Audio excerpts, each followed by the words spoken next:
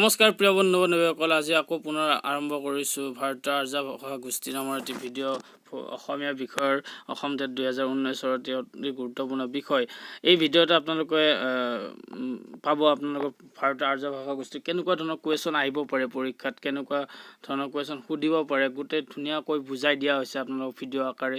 আপোনালোকে ভিডিঅ'টো চাবলৈ শেষলৈ একেবাৰে চাবলৈ নাপাহৰিব, ছাবস্ক্ৰাইব কৰিবলৈ নাপাহৰিব, লাইক কৰিবলৈ নাপাহৰিব, কমেণ্ট কৰিবলৈ নাপাহৰিব আৰু আগৰ ভিডিঅ'বোৰ পাবৰ কাৰণে আপোনালোকে বেল বুটনটো ক্লিক কৰিবলৈ নাপাহৰিব। আহকচোন ভিডিঅ'টো বন্ধুসকল আৰম্ভ কৰোঁ দেৰি নকৰি। বন্ধু-বান্ধৱীসকল, আজি আপোনালোকৰ আগত এটি ভিডিঅ' আগবঢ়াবলৈ গৈ আছোঁ। ভিডিঅ'টো অসমীয়া ভাষাৰ জন্ম আৰু ক্ৰম বিকাশ সেইটো আপোনালোকক মই বুজাই দিবলৈ ওলাইছোঁ। আচলতে কি হয় অসমীয়া ভাষাৰ জন্ম, ইয়াত মেইন কি প্ৰশ্ন আহিব পাৰে সেই বিষয়ে আমি আলোচনা কৰিম। ইয়াত কি প্ৰশ্ন আহিব পাৰে, মেইন আমি কি চাব লাগে, আচলতে গোটেইবিলাক চাবৰ কোনো প্ৰয়োজন নাই। মেইন কিছুমান কেইটামান গুৰুত্বপূৰ্ণ কথা মনত ৰাখি গ'লেই হ'ল। প্ৰথম গুৰুত্বপূৰ্ণ কথাটো হৈছে যে ভাৰতীয় আৰ্য ভাষা গোষ্ঠীক কেইটা ভাগত ভাগ কৰা হয়। ইয়াত এইটো প্ৰশ্ন আহিব পাৰে যে ভাৰতীয় আৰ্য ভাষা গোষ্ঠীৰ ভাগ কেইটা। যে প্ৰথম ভাগটো হৈছে প্ৰাচীন ভাৰতীয় আৰ্য ভাষা, প্ৰাচীন ভাৰতীয় আৰ্য ভাষা। দ্বিতীয় ভাগটো হৈছে মধ্য ভাৰতীয় আৰ্য ভাষা আৰু তৃতীয়টো হৈছে নৱ ভাৰতীয় আৰ্য ভাষা। আকৌ প্ৰাচীন ভাৰতীয় আৰ্য ভাষাৰ ভিতৰত কোন দুটা ভাষা পৰে বা উদাহৰণ সুধিব পাৰে, তেতিয়া আপোনালোকে লিখি দিব যে বা যিটো অপশ্যন থাকে সেইটো দিব বৈদিক আৰু সংস্কৃত ভাষা। এই দুটা ভাষা হৈছে প্ৰাচীন ভাৰতীয় আৰ্য ভাষা। তাৰপিছত আহিলে মধ্য ভাৰতীয় আৰ্য ভাষা। মধ্য ভাৰতীয় আৰ্য ভাষাৰ ভিতৰত পালি প্ৰাকৃত আৰু অপভ্ৰংশ এই দুটা ভাষাৰ অন্তৰ্ভুক্ত ইয়াৰে। তাৰ পিছত আহিল নৱ ভাৰতীয় আৰ্য ভাষা। নৱ ভাৰতীয় আৰ্য ভাষাৰ ভিতৰত পৰে আধুনিক কথিত আৰ্য ভাষাসমূহ। এই আধুনিক কথিত আৰ্য ভাষা হৈছে নৱ ভাৰতীয় আৰ্য ভাষা। গতিকে এই তিনিটা হৈছে ভাৰতীয় আৰ্য ভাষা গোষ্ঠীৰ ভাগ। গতিকে প্ৰশ্ন আহিব পাৰে, অতি গুৰুত্বপূৰ্ণ, আপোনালোকে মনত ৰাখিব। তাৰপিছত প্ৰাকৃত ভাষাৰ স্তৰ। প্ৰাকৃত ভাষাৰ স্তৰ কেইটা আহিব পাৰে। প্ৰাকৃত ভাষাৰ স্তৰ হৈছে তিনিটা: আদি প্ৰাকৃত, মধ্য প্ৰাকৃত আৰু অন্ত প্ৰাকৃত। আৰু আদি প্ৰাকৃত ভিতৰত অশোকৰ শিলালিপি নিদৰ্শন পোৱা যায়। অশোকৰ শিলালিপিত আদি প্ৰাকৃতৰ নিদৰ্শন পোৱা যায়। পালি ভাষাত ৰচিত ত্ৰিপিটক, মনত ৰাখিব ত্ৰিপিটক কি ভাষাত ৰচিত বুলিও আহিব পাৰে, পালি ভাষাত ৰচিত। তাৰপিছত বৌদ্ধ শাস্ত্ৰসমূহ, এইবিলাকত আদি প্ৰাকৃতৰ কি পোৱা যায়, নিদৰ্শন পোৱা যায়, মনত ৰাখিব। এইটো এটা প্ৰশ্ন আহিব পাৰে। তাৰপিছত আহিলে মধ্য প্ৰাকৃত। মধ্য প্ৰাকৃত ক'ত ব্যৱহাৰ কৰা হৈছিলে, সংস্কৃত নাটত ব্যৱহাৰ হৈছিলে মধ্য প্ৰাকৃতৰ। হালৰ গাথা, সপ্তশ্ৰুতি, বাকপতি ৰাজৰ গৌৰবহু, এইটো এটা প্ৰশ্ন আহিব পাৰে যে গৌৰবহু কাৰ, বাকপতি ৰাজৰ। প্ৰবৰ সেনৰ সেতু বন্ধন, গতিকে সেতু বন্ধন কাৰ ৰচনা, প্ৰবৰ সেনৰ, সেইটো এটা মনত ৰাখিব।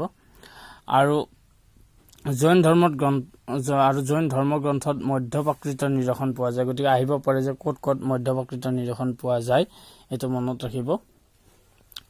তাৰপিছত আহিলে অন্ত প্ৰাকৃত ভাষা। অন্ত প্ৰাকৃত বুলিলে অপভ্ৰংশক বুজাই, মনত ৰাখিব। অন্ত প্ৰাকৃত সাহিত্যৰ নিদৰ্শন হ'ল বজালগক, সন্দেশ ৰাখক, সহজীয়া বুদ্ধ সিদ্ধাচাৰ্যসকলৰ দোহাবোৰৰ ভাষাও অবাৰ্চিন অপভ্ৰংশ বুলি ধৰা হয়। এটা ইম্পৰ্টেণ্ট, মই ষ্টাৰ মাৰ্ক দি থৈ দিছোঁ, আপোনালোকে দেখিছে যে বিদ্যাপতিৰ কীৰ্তিলতা, অৰ্থাৎ কীৰ্তিলতা কাৰ ৰচনা বুলি আহিব পাৰে, বিদ্যাপতিৰ, মনত ৰাখিব। আৰু কীৰ্তি পতাকা, এই দুখন বিদ্যাপতিয়ে ৰচনা কৰা। গতিকে অপভ্ৰংশৰ অন্য এক প্ৰকাৰৰ নমুনা পোৱা যায়। এই বিদ্যাপতিৰ কীৰ্তিলতা আৰু কীৰ্তি পতাকাত অপভ্ৰংশৰ নমুনা পোৱা যায়। তাৰপিছত আহিল প্ৰাকৃত ভাষাৰ 4টা আঞ্চলিক ৰূপ।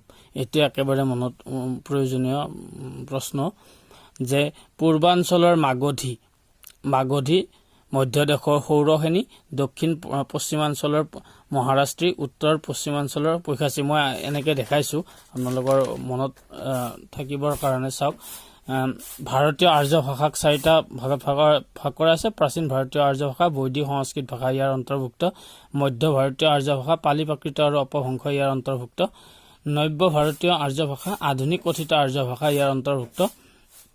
তাৰপিছত আহিলে প্ৰাকৃত ভাষাৰ স্তৰ। আদি প্ৰাকৃত, অশোকৰ শিলালিপি, ত্ৰিপিটক, বৌদ্ধ শাস্ত্ৰ, এনেকৈ আপোনালোকে লিখি ল'ব পাৰে মনত থাকিবৰ কাৰণে।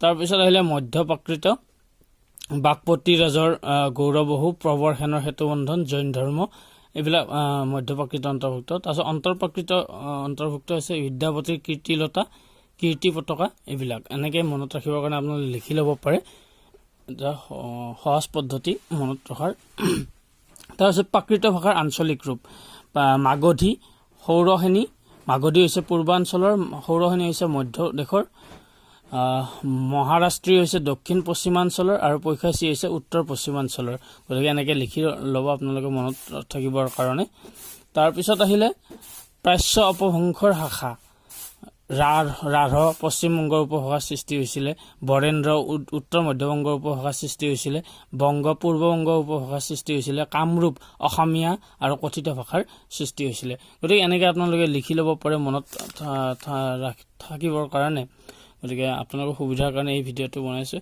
বন্ধুসকল ভিডিঅ'টো যদি ভাল পাইছে তেনেহ'লে ছাবস্ক্ৰাইব কৰিব লাইক কৰিব কমেণ্ট কৰিব আৰু মোৰ চেনেলটো ছাবস্ক্ৰাইব কৰিব ধন্যবাদ